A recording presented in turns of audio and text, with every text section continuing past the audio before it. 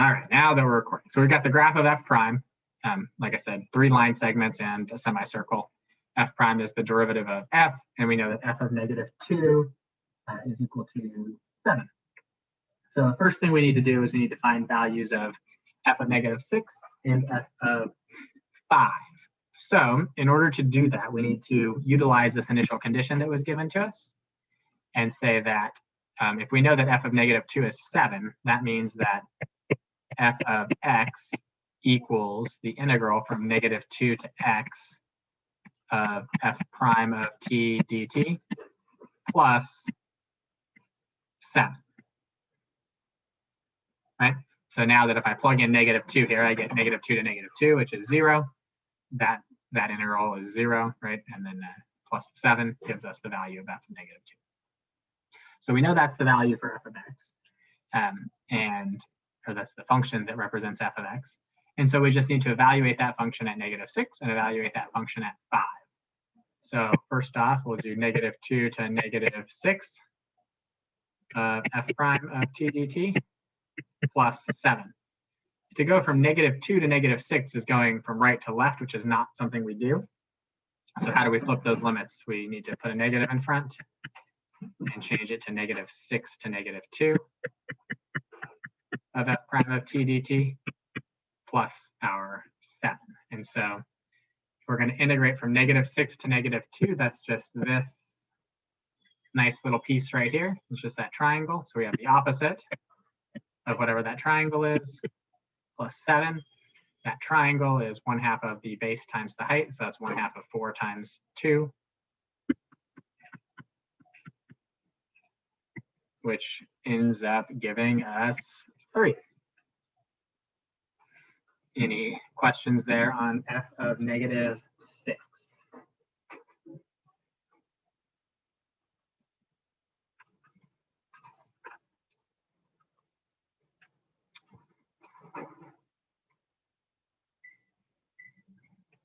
All right.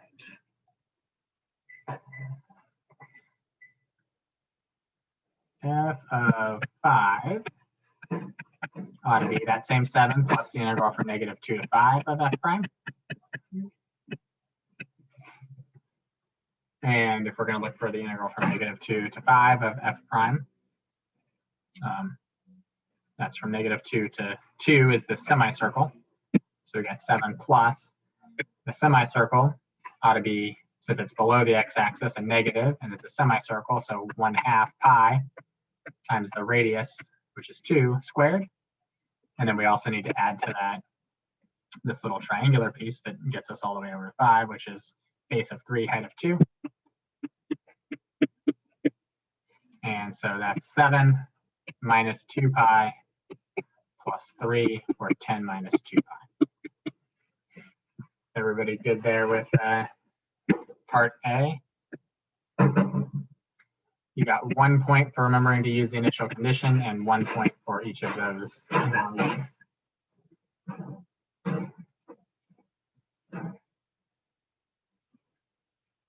Any questions on part A?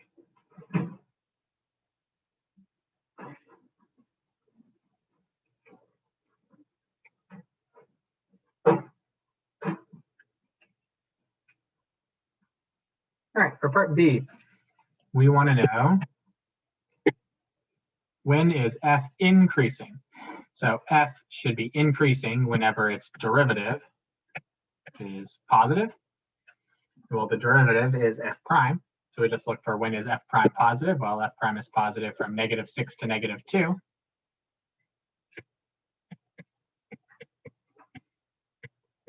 And from 2 to 5.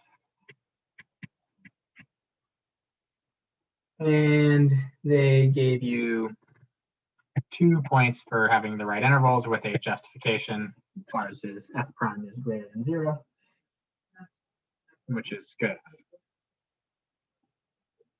Any questions there? I have a question. Does like the shape of the brackets matter? Because like I thought since at like -2 it's equal to 0, it's not increasing or decreasing, so I put a circle bracket there. Yeah, I would agree with you, but the College Board, remember I mentioned this way back when we were first doing this, the College Board is not correct, but they say that every time you talk about intervals of increasing or decreasing, they always want it indicated using brackets, not parentheses.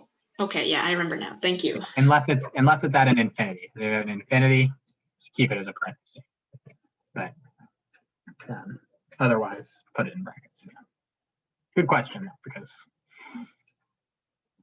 I would put those in parentheses if it were me.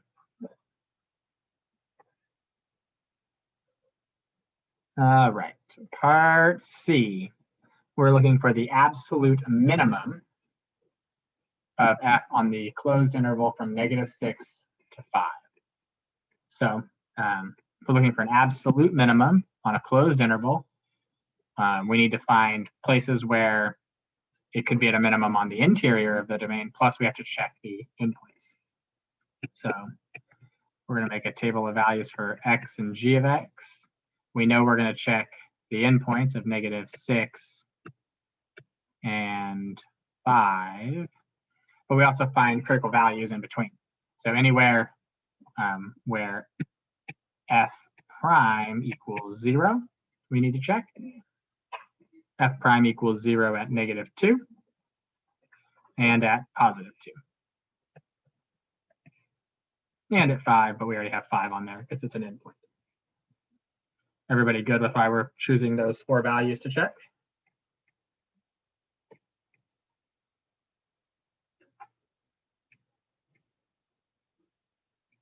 Okay. So the first value at -6, we should already know. And f of -6 was 3. And we should also know that f of 5 was 10 minus 2 pi. And we should know that f of -2 was 7, because that's given to us. So really the only one we still need to find is f of 2. So we'll look for the integral from -2 to 2 of f prime of t dt plus 7. And so to go from just -2 to 2, that's just that semicircle, and it's just below the x-axis, so that's a -2 pi. And then you add your 7 to it, so you have 7 minus 2 pi. And we wanted the absolute minimum, and so clearly 7 minus something that's more than 6 is less than 7, it's less than 3, and it's less than 10 minus that same thing that you're subtracting. So our absolute minimum is 7 minus 2 pi, and it occurs at 2. Yeah, so as you know, you don't have to test -2 because we can see the derivative is going from positive to negative, so we know that this technically is a max, right? It's a local max, so we don't need to check it, but yeah.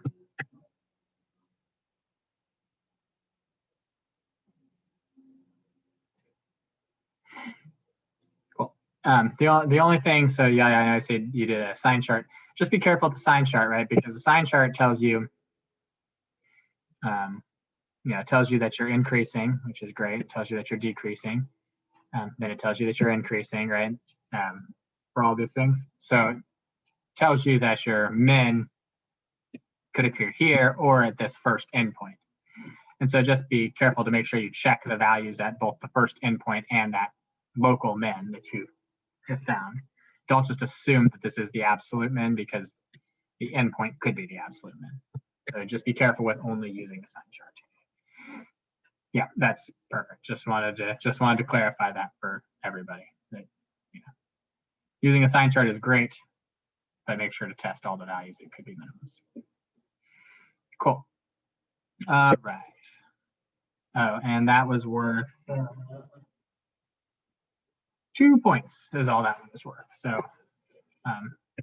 1 for getting the answer and 1 for figuring out that you needed to check at x equals 2, just based on a sign chart or finding the critical values. All right, part D, find f double prime of -5. Well, that's the derivative of the graph at -5. Well, that's just the slope of this linear piece at -5. That's -1/2. That should be pretty straightforward. Right. And that's just the slope of that line. And then f double prime of 3 would say that one doesn't exist because as a corner here, the derivative doesn't exist at a corner because the slope from the left is not the same as the slope from the right, or the derivative from the left is not the same as the derivative from the right. Good or no? And that was worth 2 points, one for each of them.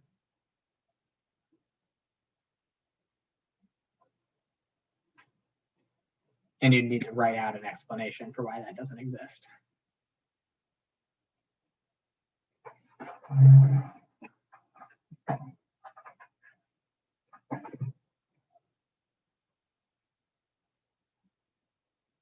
All right. Next one. Or, sorry, any questions on that last one? Everybody good there?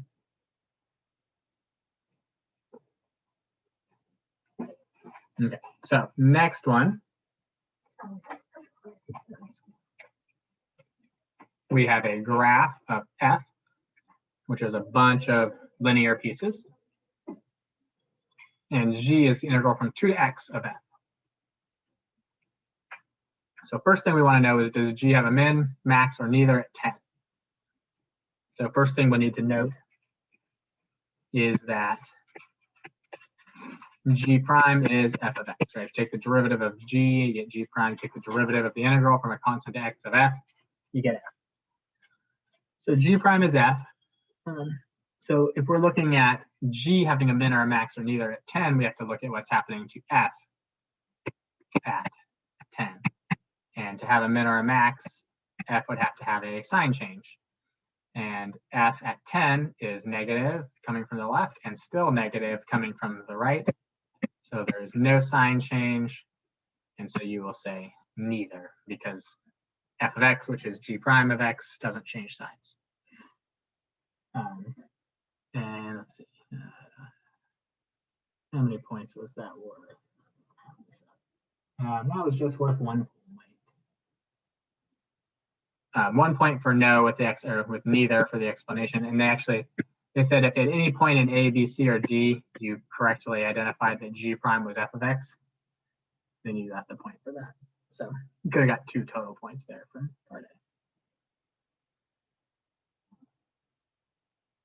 Part B says, does the graph of g have a point of inflection at x equals 4? So for g to have a point of inflection, that means that g double prime needs to change signs. And if g double prime is changing signs, that means g double prime is f prime. So does f prime change signs at x equals 4? Well, f prime is a positive number here, and then f prime is a negative number here. So it's changed signs. F has a max or a min there. F prime changes signs. The answer is yes.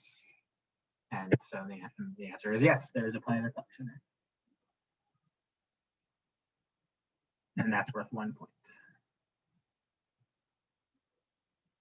Good or no? Any questions on that?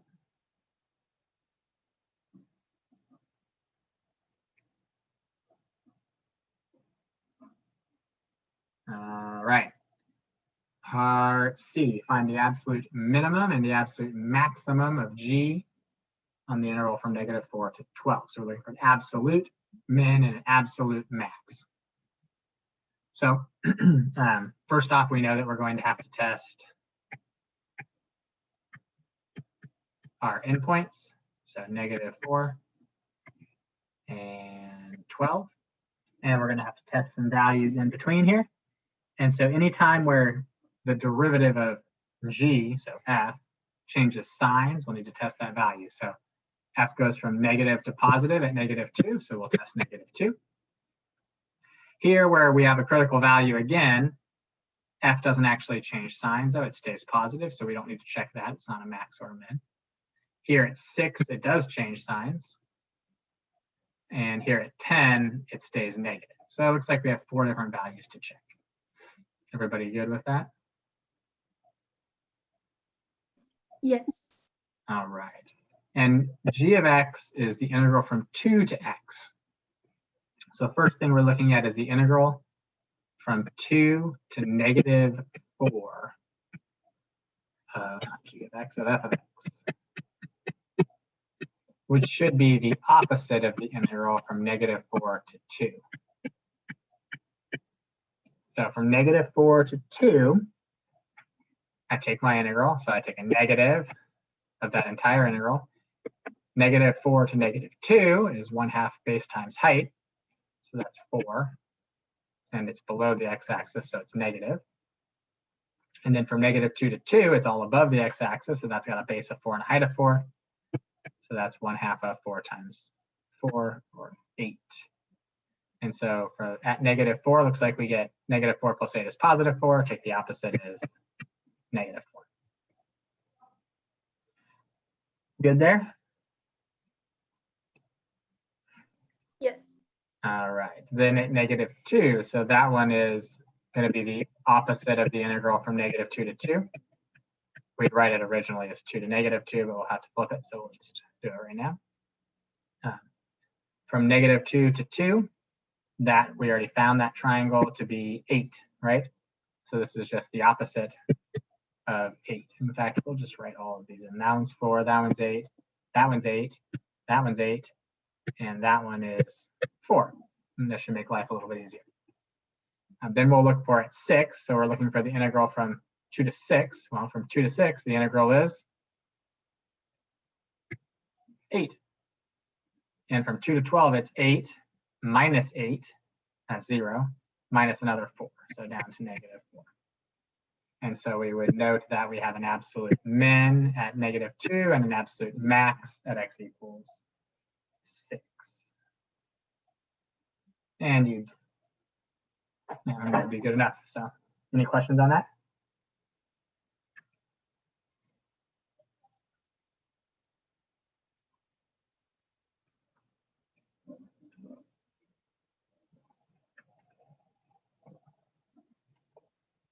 And that was worth 4 points. So 1 point for testing the endpoints, and 1 point for testing these values, and then 2 points for getting the actual correct answers with a justification. Good or no?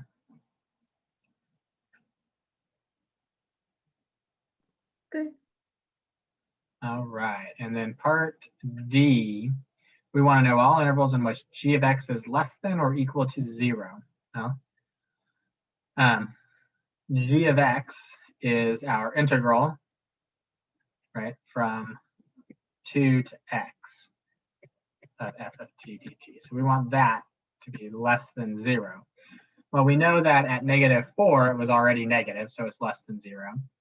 And then all the way up until we got to 2, it was still negative, right? Because that's where we ended up having our 2 to 2 integral, which is 0. So we should know from negative 4 to 2. But then from 2 to 6, it's positive. From 6 to 10, that cancels it out to make it negative. And then we still have from 10 to 12. And those should be our intervals, and that was worth 2 points. Good or no?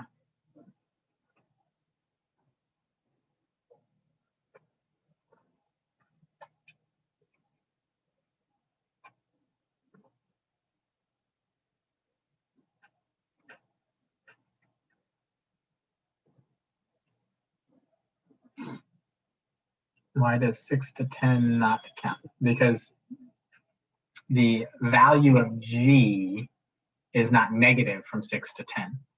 The value of g is an integral starting at 2, going either to the left or to the right. So from 2 to 6, it's 8. From 2 to 10, it's 0. But all of this 8 that I have from 2 to 6 gets slowly canceled out as we move from 6 to 10 with all of those.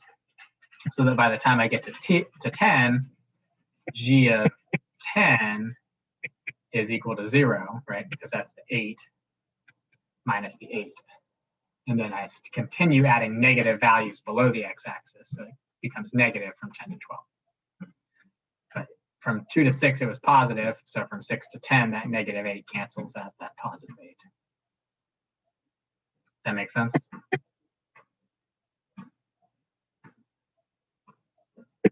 Okay. Any other questions on that one?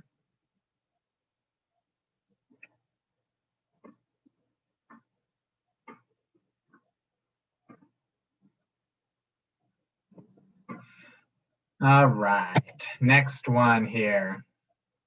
We've got f prime that we're looking at, which is the derivative of f, which is twice differentiable.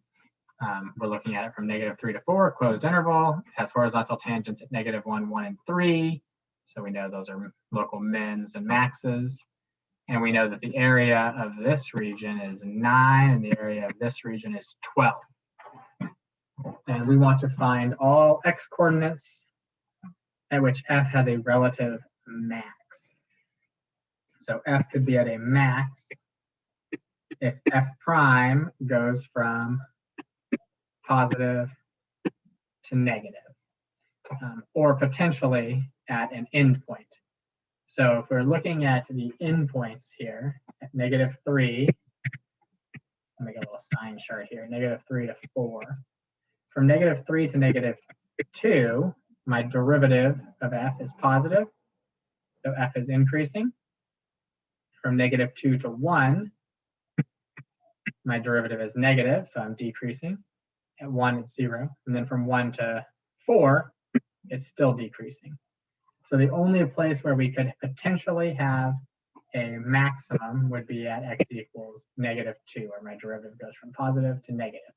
The endpoints won't be maxes because I'm to the left of -2, I'm at -3, right? And I'm going up to get to -2. So the value at -3 is less than the value at -2. And since everything after -2 to 4 was decreasing, I know that it couldn't be at this endpoint either. Good or no?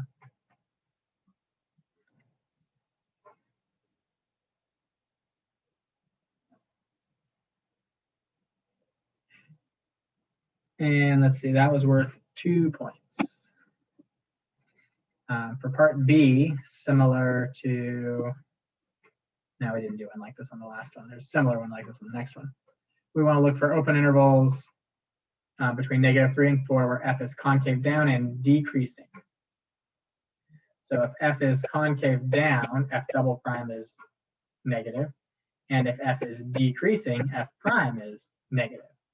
So we need both f prime, so we need our graph to be negative, and we need the derivative of that graph, the slopes of that graph, to be negative. So we need to look for when is f prime less than 0 and when is f prime also decreasing. So we need negative values of f prime and it needs to be decreasing. So -2 to -1, f prime is negative and the function is decreasing. And then same from 1 to 3, f prime is negative and the slopes of f prime are all negative. Therefore, f prime is decreasing. So we would say -2 to -1, 1 to 3. And that would be worth 2 points with a little bit of explanation and your interval. Any questions there on that one?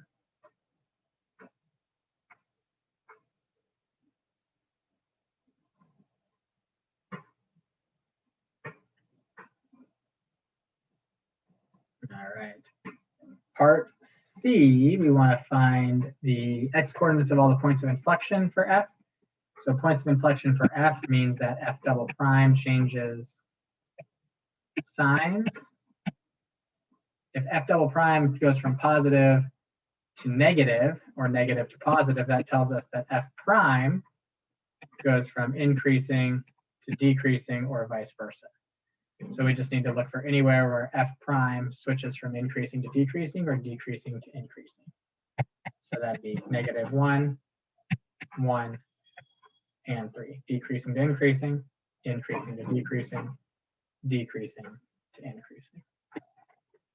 And that was worth 2 points. 1 for the values, 1 for the reasoning.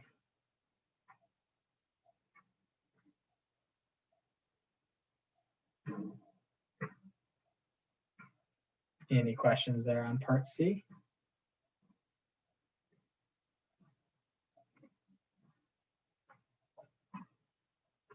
All right.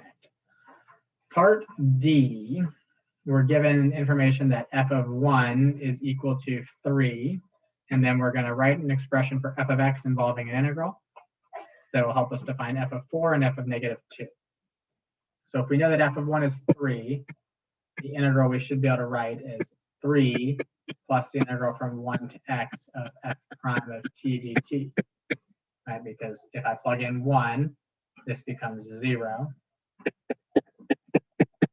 Right? Integral from 1 to 1 of anything is 0, plus the 3 gives us the 3 that we need to get. And obviously, since f prime is the derivative of f, the integral of f prime ought to be f once we find the constant. So then we need to find f of 4 and f of negative 2. So f of 4 is 3 plus the integral from 1 to 4 of f prime. And f of negative 2 ought to be 3 plus the integral from 1 to negative 2 of f prime, which will be 3 minus the integral from negative 2 to 1 of f prime if we flip the limits. And the integral from 1 to 4 of f prime is just this 12 value. Since it's below the x-axis, it'll be a negative 12. And for this one, the integral from 1 to negative, from negative 2 to 1 is this 9, but it's also negative because it's below the x-axis. So 3 minus negative 9, which is 12. And you got 2 points for having this set up and 1 point for the 2 correct answers. Any questions there on that one?